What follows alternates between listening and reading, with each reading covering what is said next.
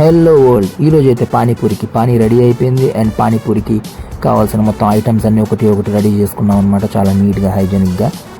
ఇవ్వండి, ఇదేమో కర్రీ అనమాట, స్మాష్ చేయాలి.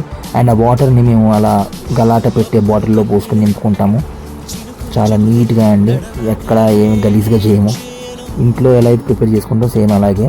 అండ్ ఈ వర్క్ అంతా అయిపోయిన తర్వాత స్టాల్కి వెళ్ళిపోయాక స్టాల్లో కూడా అన్ని ఐటమ్స్ అన్నీ రెడీ చేసుకొని వాటర్స్ అవన్నీ ఫిల్ చేసి పెట్టేశాను అనమాట.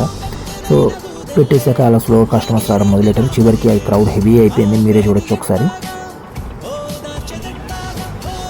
వెయిట్ చేస్తున్నారండి మన పానీపూరి తినడం కోసం. ఈ టైం ఎంతైనా పర్లేదని వెయిట్ చేస్తున్నారు. సో మన తుల్లో ఉండేవాళ్ళు ఎవరన్నా తినాలనుకుంటే ప్లీజ్ మన స్టోరీకి రండి. మీకు ఆల్రెడీ చాలాసార్లు అడ్రస్ చెప్పాను ప్రతి వీడియోలో. Lucky food court opposite Rajapuram దగ్గర, తుని మెయిన్ రోడ్.